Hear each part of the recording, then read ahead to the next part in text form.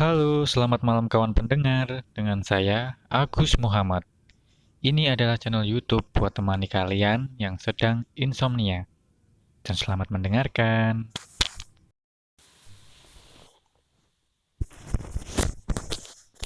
Kewolu. Mbah Tamin mengumpulkan Sri dan Dini ke dalam kamar Dila. Duk, setelah semua ini, saya memutuskan lebih baik untuk membongkar semua rahasia yang terjadi di sini. Dini sebenarnya adalah orang yang sudah lama mengabdi pada keluarga Atmojo. Alasan kenapa dia ada di sini adalah untuk berjaga-jaga dari hal-hal seperti ini. Sri makin terkejut. Rupanya selama ini hanya ia yang tak tahu apa-apa. Ia menatap Dini yang menunduk. Ia merasa tidak enak hati sudah membohongi Sri. Sekarang Sri mengerti alasan kenapa Dini begitu santai saat menerima semua ini. Dela tidak punya waktu lama lagi, Nduk. Bila santetnya tidak segera diangkat, kamu sudah tahu sendiri apa yang terjadi, bukan? Seluruh keluarga Atmojo akan mati. Tapi, bukankah semua keluarga Atmojo memang sudah mati kecuali Mbah Karsa dan Dela? Tanya Sri. Tidak seperti itu, Dini memotong ucapan Sri. Mohon maaf, Mbah. Kali ini biarkan saya yang berbicara. Sri menatap Dini. Perempuan itu menerawang jauh sebelum bercerita. Ada yang harus kamu ketahui tentang siapa Atmojo yang sebenarnya. Semua dimulai saat masa keemasan keluarga Atmojo. Mbah Karsa adalah Trah Anom, salah satu gelar darah bagi seorang kepala keluarga yang hanya bisa diturunkan kepada anak pertama di dalam tangga keluarga Jawa kuno. Semua orang yang bekerja untuk Atmojo tahu siapa beliau. Sebagai Trah Anom, tentu membuat Mbah Karsa selalu diincar oleh musuh-musuh keluarga. Namun, ilmu kebatinan yang dimiliki Mbah Karsa membuatnya selalu bisa lolos dari segala malapetaka yang mendatangi. Sayangnya, itu tidak berlaku bagi penerus Trah Anom. Iya, Mbah Karsa memiliki penerus. Anak pertama dari keluarga Atmojo, ayah dari Dela, yaitu Pak Adi Chandra Atmojo. Beliaulah yang mewarisi Trah Anom dari keluarga Atmojo. Sebagai calon penerus Trah Anom, Pak Adi Chandra tidak tahu bila di suatu tempat ada orang yang begitu membenci keluarga Atmojo.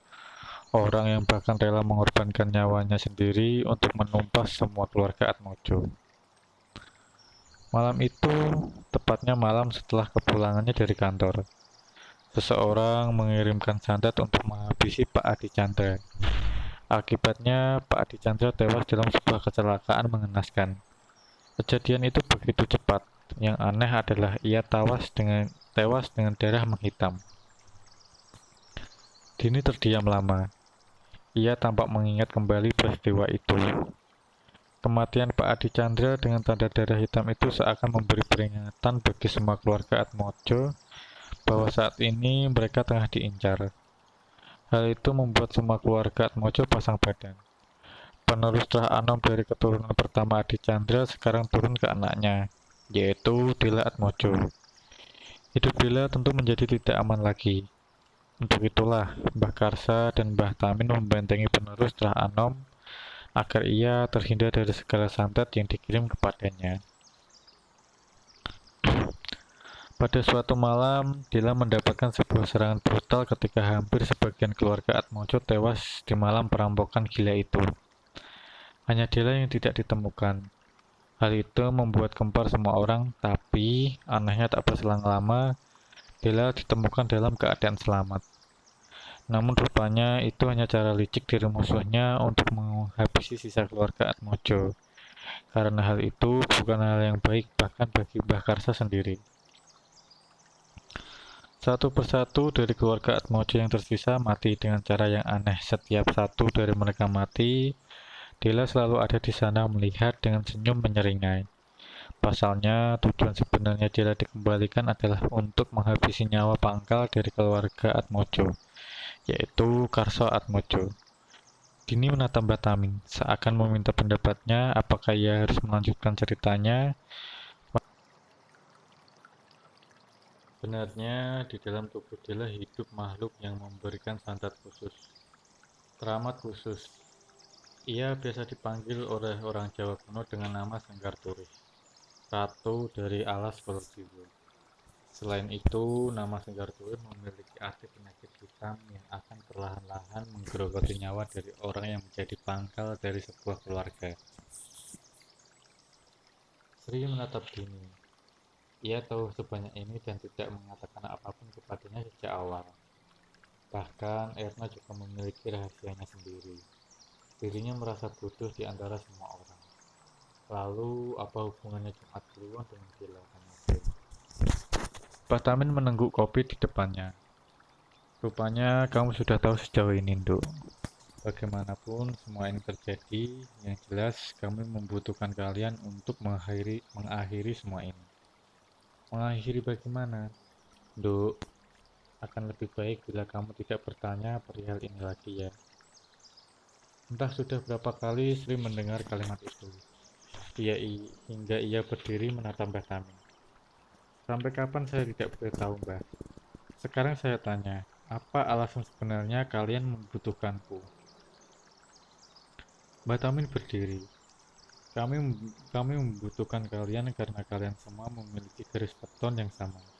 Itulah alasan kenapa kalian berada di sini. Garis weton apa maksudnya? Mbah Tamin melangkah pergi, tanpa menjawab pertanyaan Sri sama sekali. Sri menatap Dini, tapi gadis itu hanya menggeleng. Sri hanya berharap bisa pergi dari sini secepatnya. Namun tiba-tiba ia teringat dengan sumpah yang ia teriakan Mbah Karsa. Ia yakin wanita tua itu tidak akan melepaskannya sampai semua ini berakhir. Sesaat kemudian, Sri mendengar Erna berteriak, menjerit dari dalam kamar Mbah Tamin. Sri dan Dini segera beranjak menuju kamar Mbah Tamin. Di sana mereka mendapati Mbah Tamin tengah memotong rambut Erna, kemudian mengikat potongan rambut itu pada sebuah boneka kayu. Ia berkata kepada Erna, "Ini kan yang kamu cari sejak kemarin. Siapa yang menyuruhmu? Kuncoro itu." Lagi-lagi Sri mendengar nama Kuncoro, tetapi ia masih tidak mengerti apakah ada hubungan Erna dan Kuncoro, ataukah Mbak Tamin hanya menebak saja. "Bunuh saja aku, Pak Tua. Bukankah itu lebih baik?" jerit Erna. "Enggak, masih ada yang harus aku lakukan kepadamu," balas Mbah Tamin. Sri menatap Erna yang hanya meliriknya sinis. Mbah Tamin memanggil Sri dan Dini agar keluar dari kamar untuk membiarkan Erna sendirian di sana. "Duk, aku akan pergi cukup lama. Maaf bila sekarang pekerjaan kalian jadi jauh lebih berat. Selain memandikan Dela, kalian juga harus merawat Erna. Aku sudah semakin dekat dan tidak mau kehilangan momen ini. Aku hampir menemukan di mana keberadaan Kuncoro," ucap Batamin menatap Dini yang ditanggapinya dengan angguan. Malam itu juga Mbah Tamin pergi meninggalkan Sri dan Dini di rumah itu.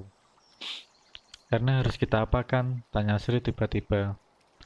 Ia menatap Dini yang juga terlihat bingung, harus menjawab apa. Sri benar-benar tidak tahu bagaimana menyikapi semua ini. Semua terjadi begitu saja, seakan rentetan kejadian ini datang bersamaan dengan semua keadaan yang membingungkan.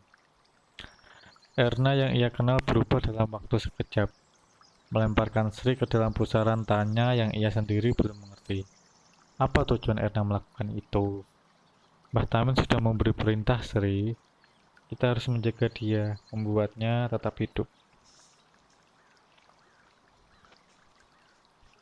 Setelah kejadian itu, setiap hari di rumah ini rasanya seperti siksa neraka bagi Sri. Ia tak hanya melihat pemandangan tak lazim dari Dela yang semakin lama membuatnya semakin takut, tapi juga setiap kali ia mengingat momen itu, Sri selalu terbayang wajah iblis yang tersenyum memandanginya. Sri tersadar dari lamunannya. "Kamu mikirin apa?" tanya Dini. "Ayo aku temenin mandiin Dela. Kayaknya mulai sekarang kita harus lebih sering berdua. Rumah ini terasa lebih mencekam sekarang." Sri mengangguk, tangannya tengah memeluk baskom berisi air untuk mandi Dela. Dini membuka pintu kamar Dela. Sri, Sri terhenti, menoleh pintu di belakangnya, pintu kamar tempat Batamin menjerat Erna. Itu suara Erna. Sudah habiskan saja, sudah ada tugas sendiri untuk kita, perintah Dini. Sri mengangguk. Ia berusaha mengabaikan suara Erna yang sejak kemarin meraung-raung memanggil namanya. Dini membuka keranda mayat sementara Sri mengikat satu persatu pergelangan tangan dan kaki Dela. Beberapa kali Sri mencuri pandang memastikan bahwa gadis itu tidak lagi terbangun dalam keadaan sinting. Din, kamu tahu dari awal dari semua ini. Sri memandang Dini. Wajahnya memelas, lelah dengan semua ini. Tidak tahu, Sri. Aku cuma pembantu biasa, sahut Dini. Yang memeras handuk berisi air sebelum mulai membasuh kulit kaki Dela yang semakin lama semakin pucat. Tapi, ucap Dini. Sri menoleh menunggu perempuan itu berbicara. Malam itu aku dipanggil.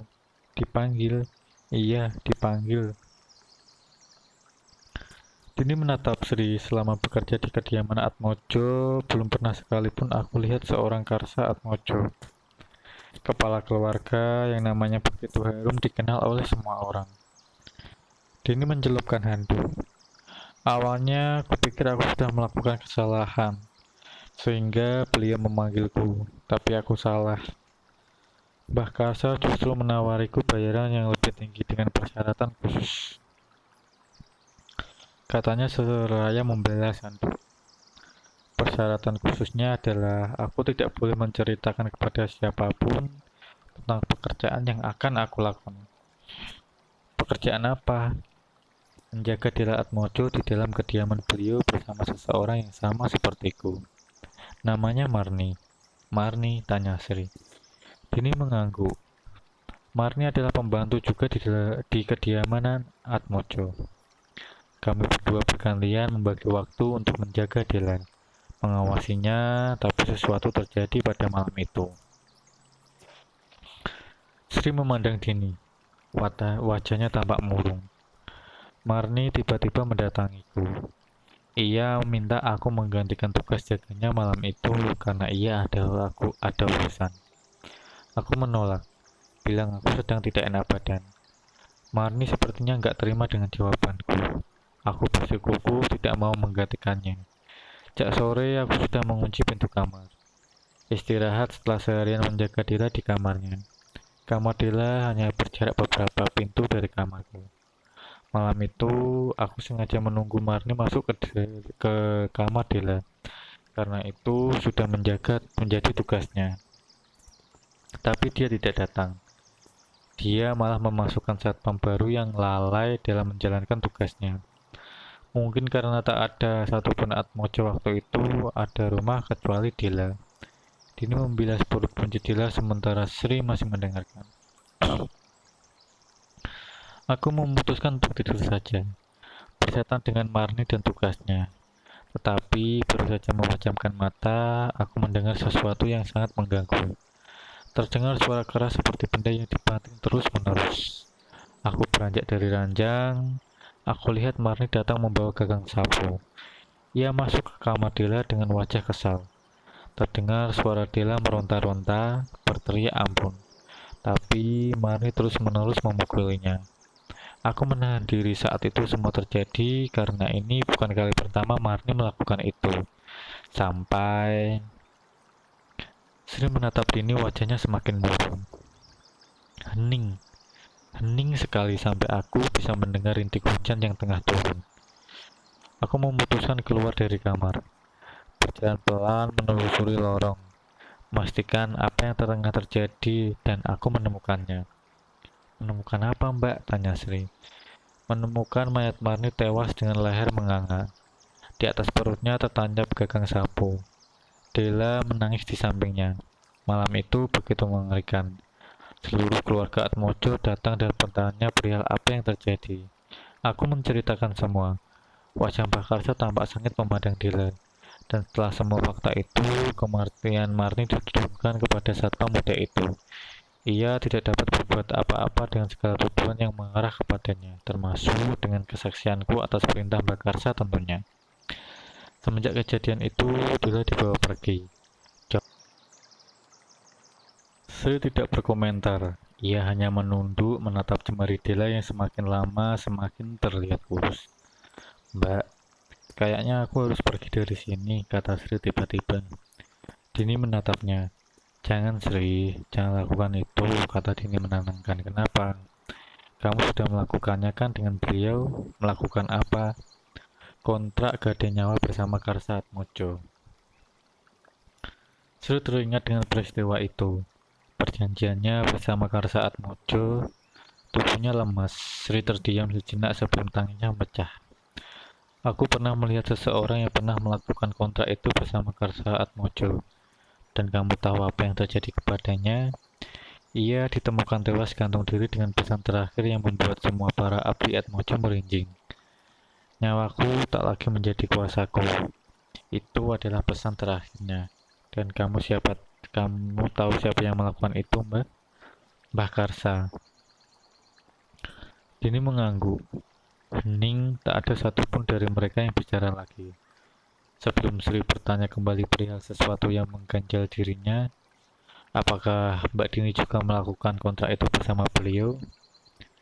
Dini tak langsung menjawab, tetapi matanya sayu menatap Sri, mengisyaratkan sesuatu yang sangat jelas. Iya, aku juga melakukannya, seperti apa yang sudah kamu lakukan.